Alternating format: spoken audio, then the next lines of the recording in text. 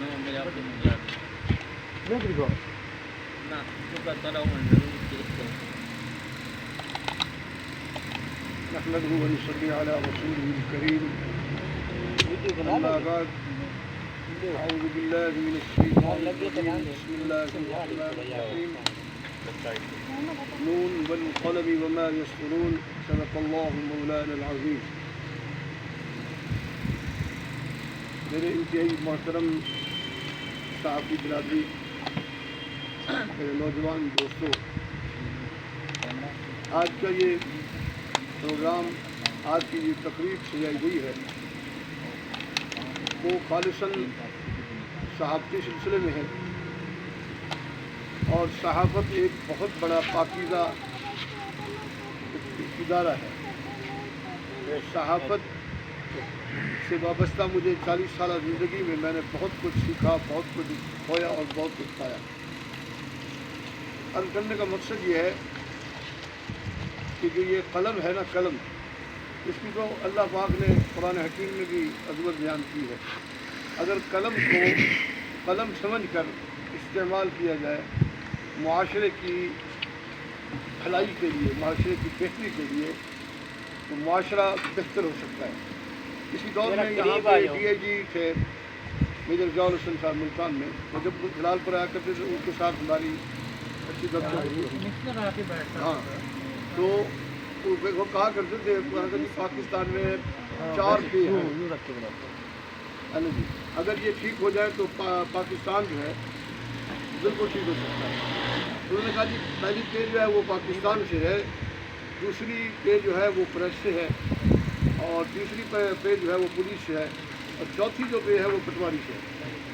یہ تینوں ادارے جو ہیں اگر یہ صحیح انداز میں کام کریں تو پاکستان میں کوئی مسئلہ کھڑا نہیں ہو سکتا کسی بھی حوالے سے. تو بات وہی ہے کہ ہم اگر اپنی ذمہ داری کو سمجھ لیں صحیح طریقے سے، اگر صحیح طریقے سے صحافت کریں. اب مجھے دیکھ کر بڑا دکھ ہوتا ہے، صحافی نام کی صحافیت صحافی کا ہے، لیکن صحافت کو بدنام کیا جا رہا ہے.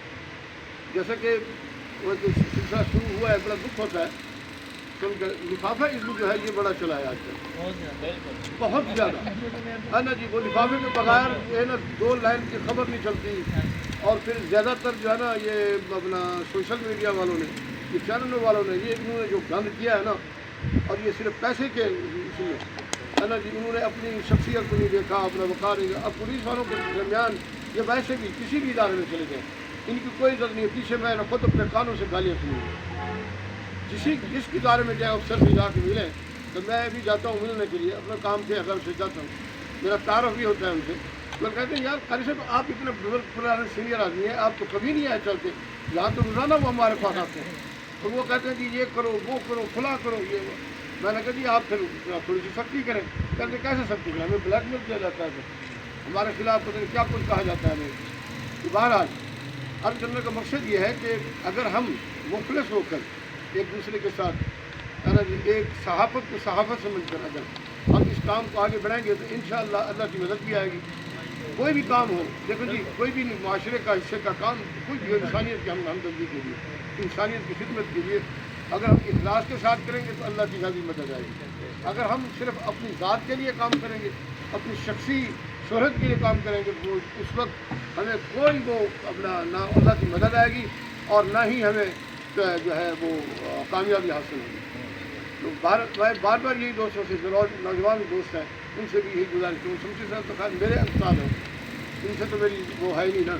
تو اسی حوالے سے میں نوجوان اگر صحافت کو صحافت سمجھ کر کام کریں گے اور ایک دوسرے کے ساتھ اخلاص محبت کے ساتھ کریں گے تو انشاءاللہ ہمارے اندر استقامت بھی پیدا ہوگی اور اللہ کی مدد بھی آئے گی انشاءاللہ.